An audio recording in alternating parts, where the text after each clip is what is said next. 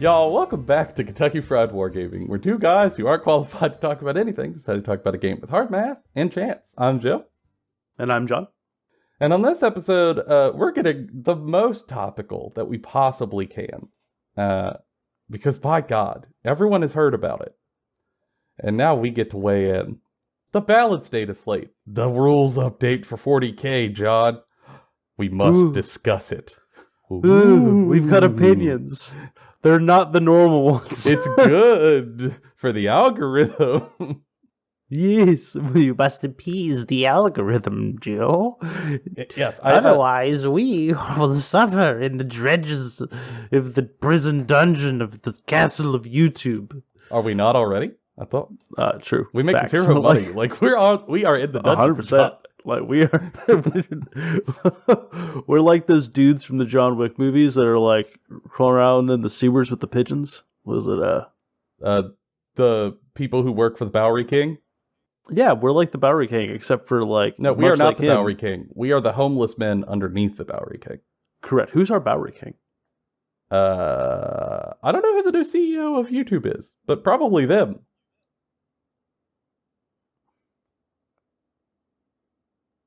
I don't know either. I don't know. When I get a paycheck, I'll learn their name. But to appease this algorithm that we make no money for, we wanted to talk about the 40K Balance Dataslate because, by God, there's a lot of talk about it. And we're probably not going to talk about the stuff that you expect us to. Like there's a lot of, right now, content about competitive lists and how win rates might change and how lists might change and most optimal choices, winners, losers, top 10 best units after the data slate, and all of them at 15 minutes and 20 seconds long. Exactly. Funny how that works. And I'm not going to give you that. But instead, as we were getting ready for the show, what we really decided we should talk about is what the hell do we think should be in a balanced data slate? Mm-hmm. I don't think anyone's discussing it, especially not from a casual perspective. So we thought, why not us? But first, hobby time and games played.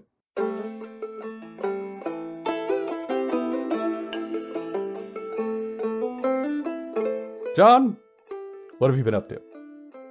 A lot, actually. Played 2 games at our weekend thing. Mm-hmm. One of which was teaching someone. That was great. They were playing Tau. I was playing Guard. It was really just kind of like not a space fantasy game, like at all. We both avoided combat, except for when a Ghost Keel punted a single guardsman into the stratosphere with tank shock, which was glorious. That poor guy. Otherwise, I then played another game against Black Templars with Guard, and that was pretty good.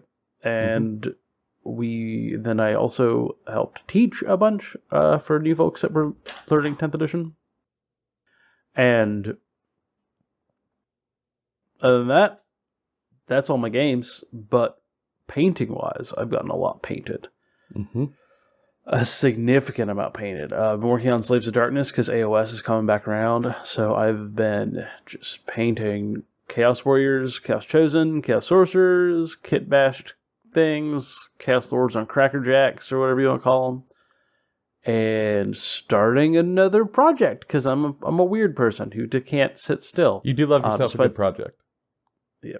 Despite the fact that I am also going to be working on Conquest over the next couple weeks, I also am going to start a Flesh Eater Quartz army. Because again, I don't know how to sit still. I don't know the answer either, so don't look at me. Like, normally this is where I'd fill in some helpful season advice, but I got nothing.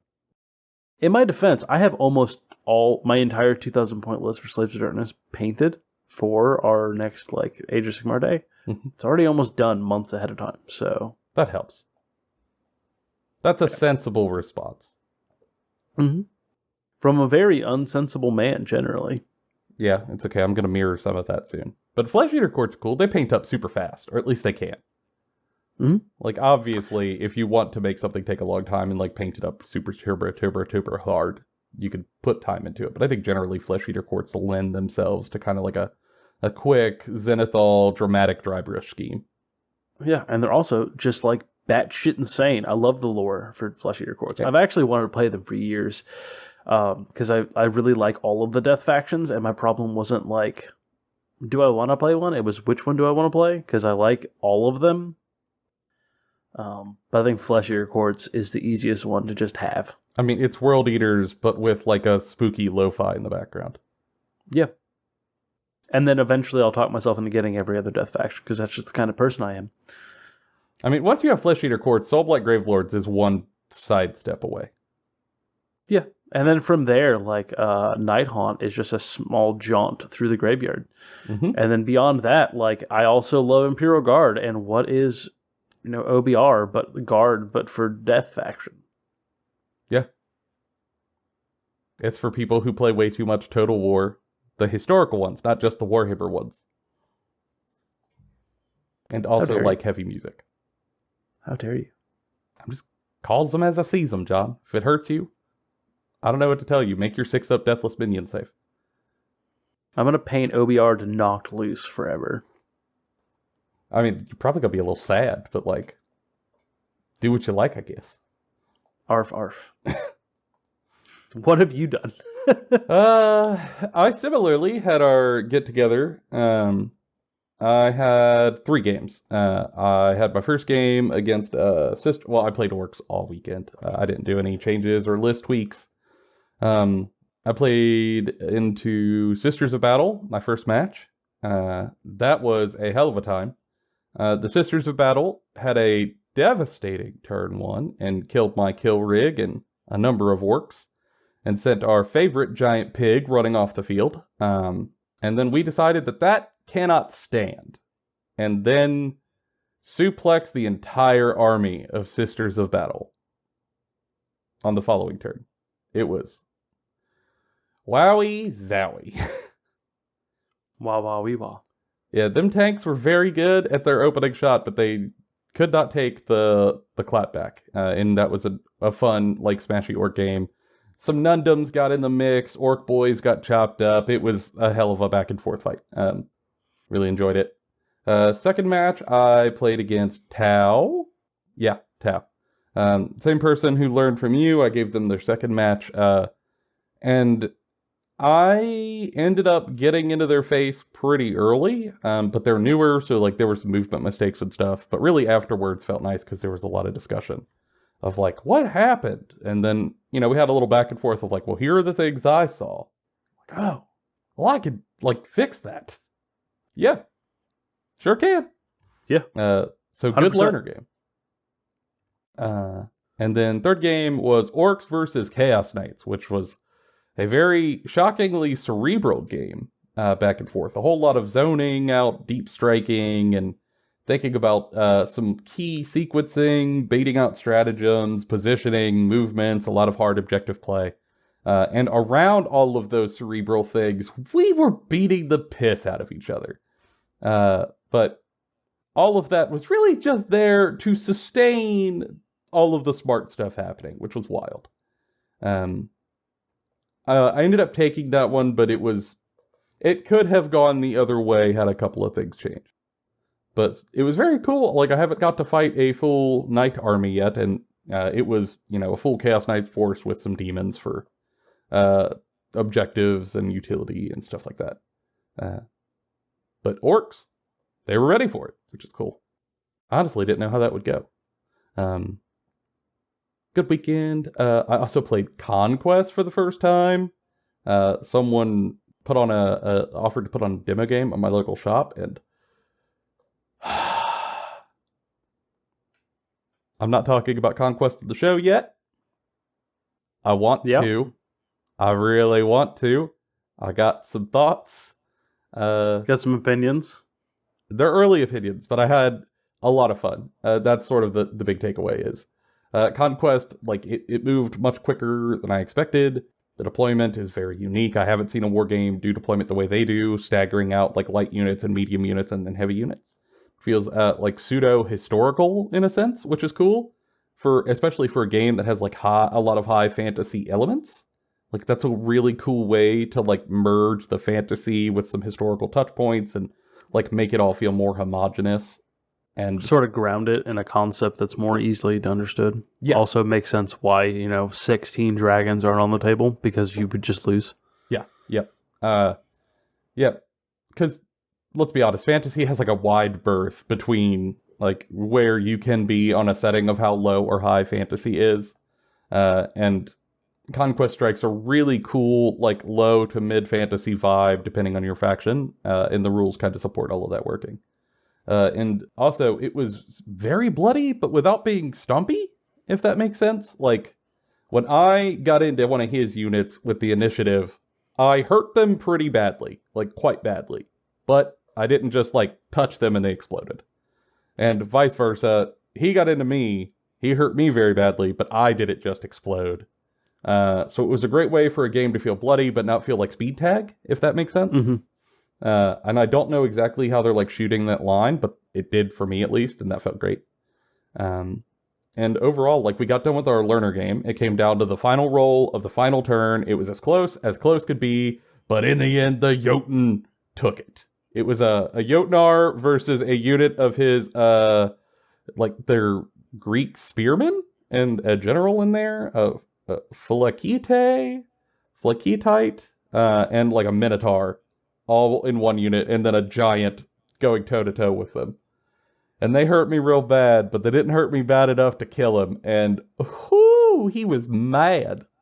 And he pointed to right field, and then Babe Ruth slammed them into the stratosphere. It was awesome. Hell of a game. Had a great time. I want to play more, badly. So much so that I'm even going to expand my little starter box into closer to an army. Ew. And I would like to talk about it on the show if we can get some reps in. Yeah, we're going to play a bunch, and then we're going to have an episode about our experiences playing Conquest, and then we'll see what happens from there. Honestly, I would like to do lore videos for Conquest. A lot. Yes. A lot. I think that good. lore is so good. And I want to share it with more people. The lore. Yeah. That was great. I've also been doing a lot of hobbying on the back end. Obviously, I prepped a lot of orcs for our get-together. I got almost... the orc army is now almost entirely painted, but I didn't do all of that in this one session. I had some of it done previously, but did an incredible amount of painting to finish up what I was working on pre-get-together, and get all of that ready and put together, and almost all of it painted before the weekend, which felt really good. And then after the weekend, we started looking forward to our next event, which is going to be Age of Sigmar, to give 40K a little bit of time to adjust. And I'm working on this is where, like John, I could have picked one of my factions that are almost entirely painted and would be very sensible and easy to finish before the weekend, and that I know and am comfortable with. That's very characteristic of you. I should. Or I'm going to pick a whole new ass faction that I have not played once and have no models for, no paint scheme, and I'm going to try to run that. Yeah, but like it provides you the serotonin. It does. And also it's a personal growth thing. It's a longer conversation, maybe for another time, but essentially I do some struggling mental health wise. Sometimes are we gonna monetize our trauma? We don't yeah, anything. I'll pay you $1. I don't give a fuck. That's a single F-bomb I get this whole episode. I sometimes struggle with playing certain factions. Well, I struggle a lot of the times like building lists and stuff because we play in a casual environment. I want to make sure that I'm being like real cool. And that makes me sometimes like just honestly scared to like bring some lists or some armies to like casual settings. And I was always into Lumineth because they're very cool. The new fluff is awesome, and I can bring a giant freaking cow mountain, which is so cool. Like we're doing World of Warcraft shaman stuff to like get the elements and spirits of the world to assist us. Like how sick is that? And I get to do it with good battle tactics. That sounds awesome. But the idea of bringing that to my casual group, especially when they released really powerful, just scared the hell out of me. So I just never did it. And now I'm in therapy trying to push my own bullshit. So here we are, testing out some Lumineth paint schemes and models to 3D print. Look at that. We'll see how that goes. I'm a suplex you. You will try.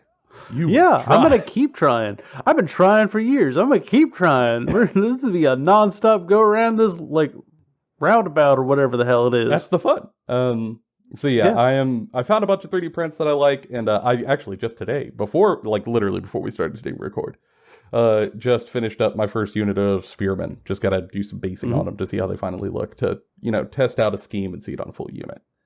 And it went decently well, so maybe more coming soon. Mayhaps. Or maybe I'm just going to paint Conquest forever. No. Who knows? We both know. We both know the answer to that. I mean, I think...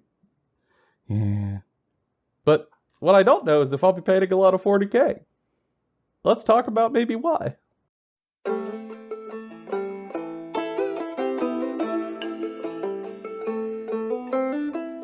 All right, John. 40K Balance Dataslate. It's hot take time. This is where we hot take time. Put out our top 5 list of best units and statistical analysis. So, from the top, before we explain what the Balance Dataslate should be, we should talk about what this was, right? Mm-hmm. I think the best thing that happened was the boost to Death Guard. Took a faction that was basically, I wouldn't say unplayable, but was like a chore to play. It was rough. It wasn't fun. Yeah. Very rough. I think if you were a Death Guard player, you know what I'm talking about. And they didn't give you the thing that every Death Guard player said they wanted, but they gave you something. They gave you a bunch of new mechanics that are actually super cool and super fun to play around that are very different and unique. And I think that's a good call. And I argue that it's better than this straight up just defensive buff. Huge win. Colossal win for Death Guard. Yeah. Way better than just the 5-up feel no pain across your army. I know that that's what a bunch of people wanted, but I don't think that it's a good design space. That's first hot take number 1. Death Guard changes were pretty good. Hot take number 2. There was a bunch of points changes that didn't fundamentally change most of the things with the game. And if anything, it had a more negative impact on those in casual setting. Best way that I can put it is that if you play casually, there's a lot of factions that were struggling before, that instead of giving them the Death Guard treatment, they just gave them less points. Looking at Votann, looking at Tau, and it doesn't feel good if you're a casual player and you've been playing a 2,000 point army for 6 months to then go, oh, I need to buy 500 points more of models because of a points update that might change in 3 months. That's not great. Because Tau is a faction that's going to get an update in the spring. Necrons, AdMech, those are all updates that are coming soon.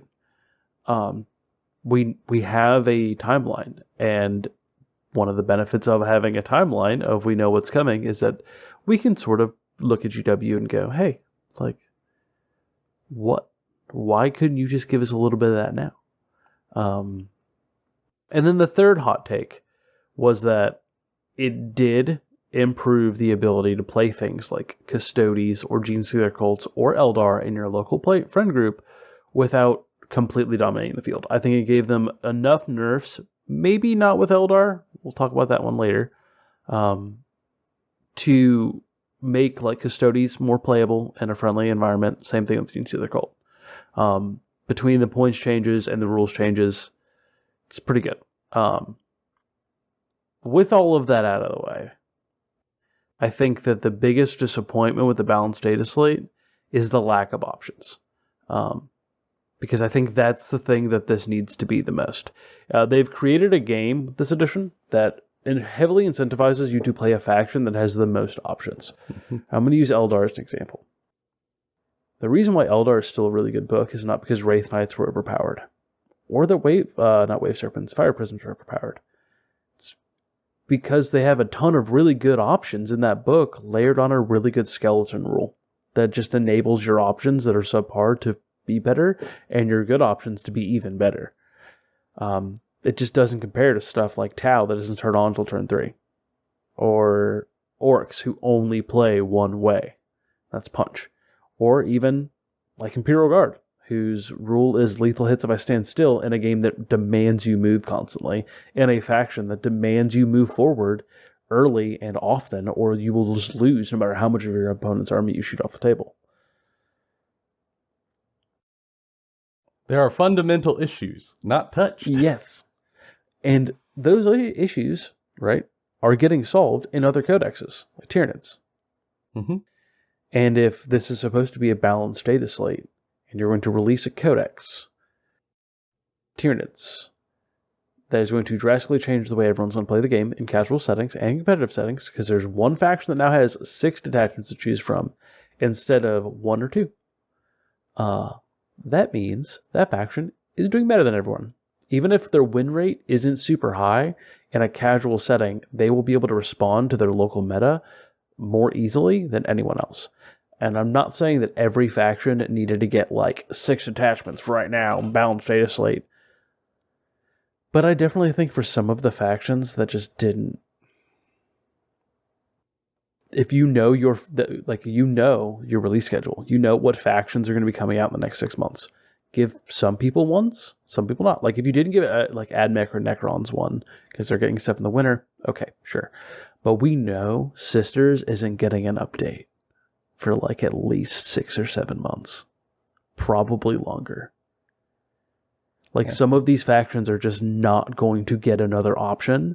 And if you can tell from like your meta watch thing that they're performing super low, part of your balanced data sheet should be giving them options and addressing the concerns that the sheets have, not just reducing and increasing points. Like that lever of balance isn't good enough. Yeah, and I think it's one thing for people to be like, what is the competitive win rate of the faction? And that is the end-all be-all of how good a faction is. But they're wrong. Like, I firmly think they're incorrect. That is a way that if you are a solely competitive player, that you may look at it, sure. But if you are the majority of players, you probably look at it through a much broader lens and a lot of different ways other than just power, you know? How cool are your models? How cool are the unit options you have? How fun is it to play? How fun is it to build? How many ways can I build an army that doesn't require me to bring 3 of the same thing? Over and over. Like, you know, what's the depth of your build variety? Like, a lot of these things are what, in part, different percentages for different people, depending on your leans and your biases and your preferences. But there's a whole lot that makes a faction compelling or good, so to speak, and be reductive. And I think competitive win rates ignores a lot of the nuance there. A lot of it. Like, to make these data slates better, truly what I think would help them more is to take some of these factions that aren't going to have any other detachment options for like a year or more and give them one. Even just one. Okay, would help immensely. Especially some whose current only option is either, let's say competitively non-viable or worse, in my opinion, boring. Non-compelling. It would help a lot to make them feel fun and compelling to try to play even at your local shop night. Yes, and I'm not going to dig too deep into all of this, but I'm going to briefly cover a bunch of things real quick. Oh Lord, they're charging $60 for a codex, right? Yeah, that is paid rules with 6 detachments. We got confirmed there that you have to buy the codex in addition to subscription. Yeah. Yeah, right. And you have a subscription to get into the app. Some of the only free things are these data slates. And you're telling me you can't put a little bit more effort into it for people who are going to have to wait a while for new stuff. Like, I'm a World Leaders player. I waited years to get a codex that lasted a couple of months that I couldn't even consciously invest in because our group wasn't playing 9th edition because at that point it was like a mess. To then now, I'm taking them off the shelf to play them because of the data slate, because of the points decreases making them a little bit more viable, so I can like kind of push myself into doing it. But I still want more options. I still only have half an army book because you only released half the models for it and took away all the other models, didn't bother leaving them in there as options in one detachment. Like, I know it's corn, and really, we just fight stuff really good, but, like, there's multiple ways to fight stuff really good. Mm-hmm. I would like multiple flavors fighting stuff real good. And I think that's kind of echoed through a lot of people. It gets echoed a lot on the internet because people see the competitive stats, and they're like, oh, wow, competitive stats, it's a shit fire. And this isn't a, like, oh, wow, GW sucks video. This is you built the system to have a better like lever pull balance, and you chose not to use it. Like, you have the system in place to do it. Why don't you just do it? Like, yeah, it's, I don't know. We've seen this before, and for example, we play Age of Sigmar also, and in second edition there's a faction called Beasts of Chaos. They are, goat men. Like animal people, big monsters, these like horrors of the forest that fight for chaos. And they had a book that was really, really aging at the time and had some issues. And the war scrolls themselves were just not very compelling or strong or good.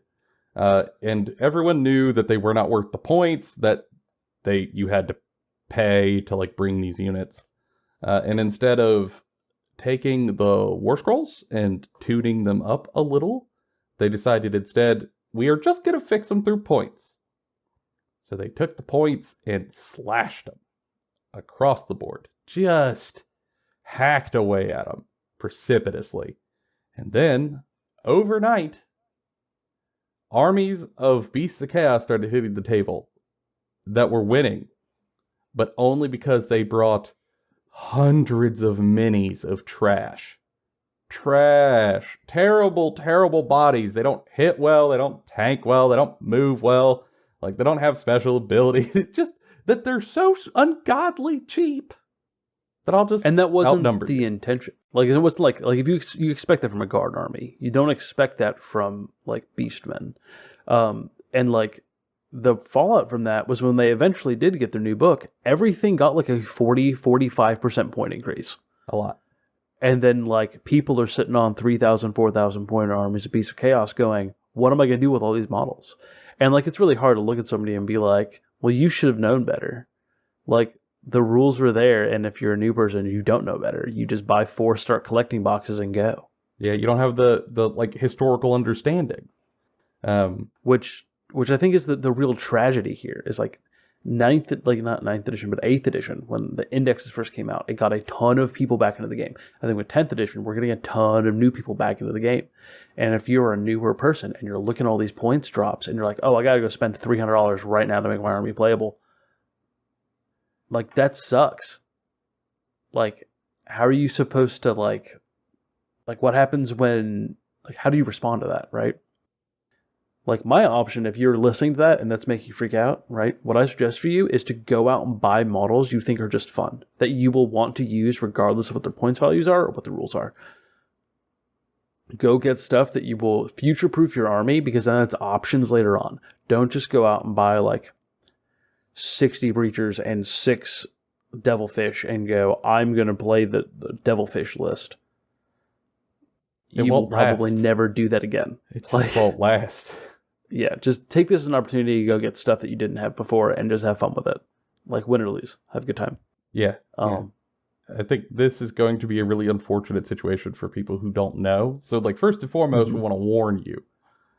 Maybe hold up a minute before you go spending a bunch of money to fill in these really, really cheap points costs that will not stick.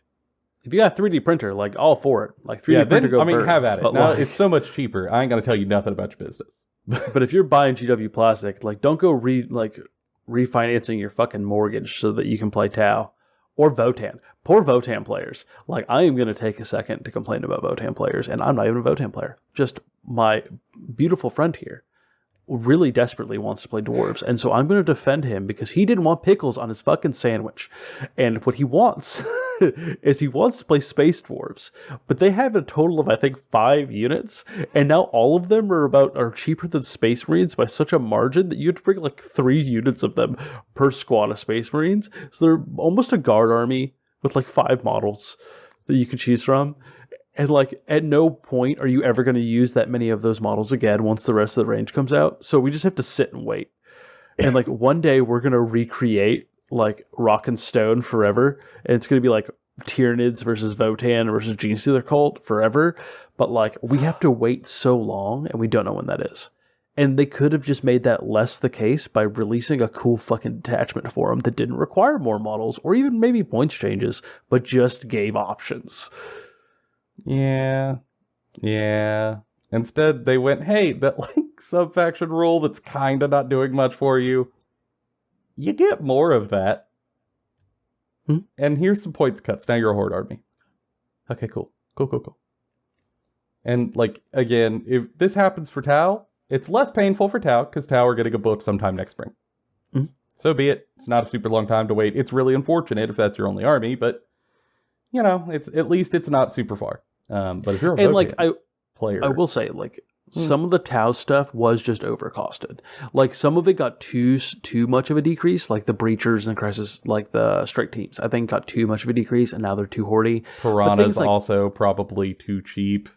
Yeah, but, like, things like Crisis Suits and Broadsides and, like, some of the other, like, suits, them going down just means they're more playable, and I think that's good. Like, there are, like, some nuance there with each of these, like, points drops where some of them are like pretty valid and, like, okay, but there's just a couple that are standout, and, like, unfortunately when it's a faction that's already under the microscope, it's just gonna be worse.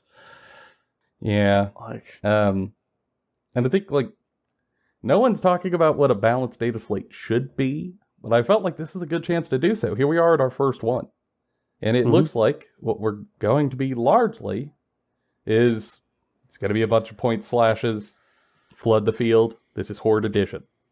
More shit on the board. And also, I don't know, we might do minor changes for some factions, like Votan. It's probably a lot of it. But I think the Death Guard, though, gives me a little ray of hope. Because that Death Guard rule is awesome. And the new Tyranid Codex... The new Tyranid Codex, full of flavor, very good. Like, all of the things in it, super cool. We're probably going to do a review about it at some point. Who knows? If you want that, tell us. But it is genuinely interesting because of the options and because of the way that the synergies now work together with that range. It changes the book in a way that is appealing both casually and competitively. You can tell pretty easily. We haven't seen the Space Marine stuff yet. Pretty sure Space Marine is going to be very similar to that. But for factions like Dark Eldar, for Votan, for some of these people that are just, they're waiting.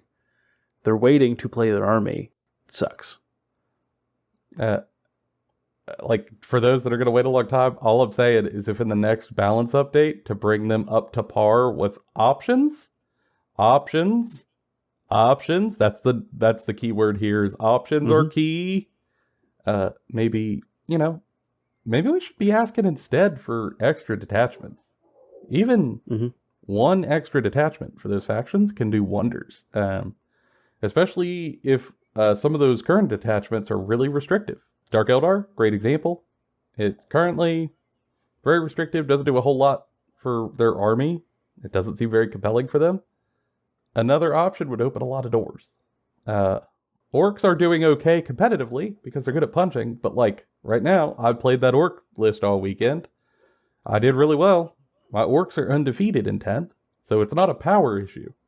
The sub-faction rule is good from a competitive mindset. Hell yeah, you win a lot. But after the weekend, everyone else is kind of tooling with their list. Like, yeah, I got a bunch of options. I've got all these list changes. Joe, what are you changing? And the answer is not a lot. I don't really have options. The sub-faction rule for orcs is you get exploding 6s in melee. Good rule, strong rule, but it only applies to your punchy units in a index that has a lot of non-punchy units, which takes a lot of the index and just turns it off. You just lock it away. There's no way to go, I want to try shooty orcs. You only got one. And that's a rough place to be in terms of someone trying to make list iterations. And I still don't understand why they didn't just make a generalist attachment for each one starting out with index. Yeah, the indexes probably would have been a little bit more boring starting off, but I think they just would have been overall more balanced. Mm-hmm. But yeah, I think that really, the addition's great. The bones of it are very good and very fun and very playable, but I can't in good consciousness be like, hey, this Balance Dataslate was amazing because I get to bring an extra 2 tanks with my Imperial Guard. Did it de-incentivize me to take artillery? Yeah. That's fun for everyone else. Looking at you, Joe. But I won, but at what cost? Yeah, but I still have some fundamental core problems with the faction. I can play it. It's fine. But, I'm a lucky one, right? I'm not a Votann player. I'm not a Dark Eldar player. We salute them. And there's arguments that, they're still winning on top tables. Yeah, sure. If you're in the top 5% of Votann players, top 5% of Dark Eldar players, you're probably, kick ass and, love, industrial music and, or, power sludge music or whatever it is that Space Dwarves listen to. But, if you're just a dude who thinks it's neat, you might be struggling. There's Dark Eldar in a closet in my apartment I could pull out right now, and I could fight against Joe's Eldar, and we could have this super cool 2 wolves inside of me joking match, and I would just get stomped. And it has nothing to do with how good Joe is at the game. Yeah. We could switch places, and I would probably immediately beat him just from data sheets alone, and that's a problem. It's an issue. But if you added another detachment option, maybe you could build it in a new weird way to try to edge shoot me. For sure. But you just can't right now. You don't have that option. Yeah, because half this game, like it or not, is not playing it. It's list building. Mm-hmm. It's huge. I mean, and even competitive players will say that. List building matters. Now, granted, if you're absolutely cracked at playing, you can make a bad list do way more than it probably should on paper, but there's a limit to it.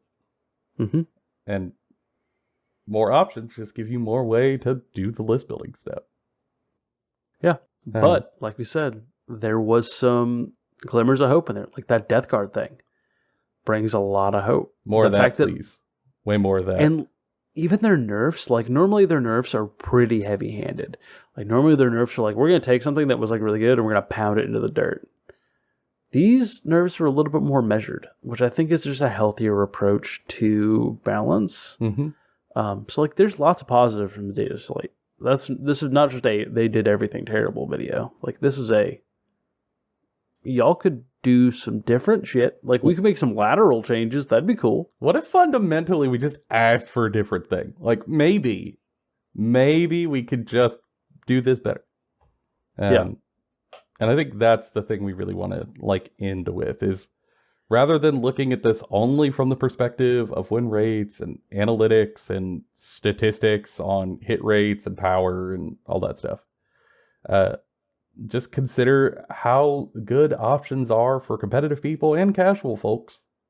And maybe when we get the chance to give those feedbacks to Games Workshop that come out somewhere here in the next few months, we should ask specifically for more detachment options in these updates, as opposed to just point slashes.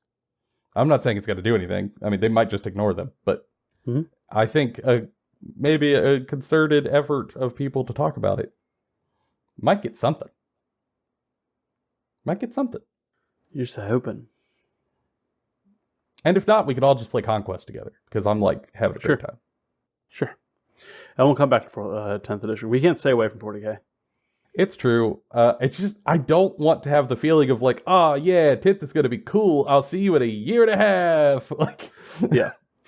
I think we'll probably cycle back to this conversation once we're done with our next little stint of we've got a bunch of stuff going on, so we're probably not going to be playing a ton of 10th for the next couple of probably about a month.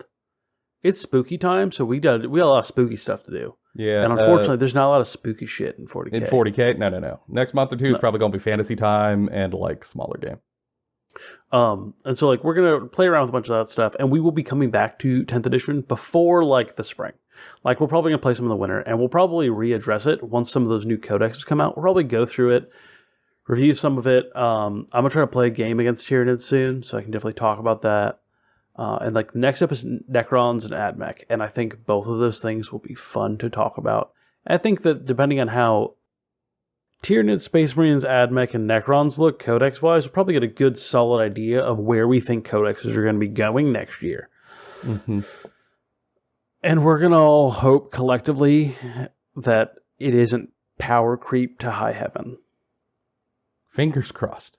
I crossed my fingers so hard. But I'm going to keep making my spooky ghoul people because it's spooky time. I'm painting cow people. Like, cow people ain't spooky. That's the one problem. But I wanted to play Soulblight Gravelords because I got some Soulblight Gravelords, and I was like, oh yeah, Soulblight Gravelords, what are they looking like? I'm like, oh fuck, it's Eldar, but goth. Like, no, don't worry. You can play that against Slanesh Heat Knights. That's also an option for you to play against. I mean, that's probably the fairest matchup. Yep. It's a whole other thing. So yeah, I'll paint cow people even though they aren't spooky. Don't worry. I'm making a haunted house, and you can come inside me. What? I don't even know what that means. Let John do the outro today, I said. God, no. It's episode 75 again. Yeah.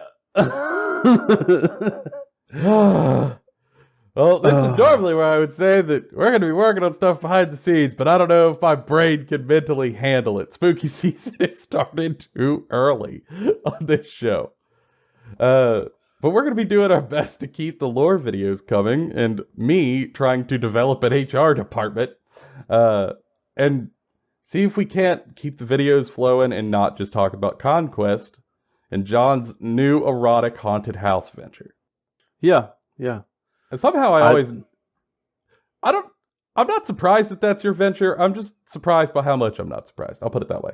Yeah, just come on down, Elf Daddy. We got carnival rides or whatever. God. Now that's been all of our opinions about hot and Kentucky Fried. We'll see y'all in the next episode.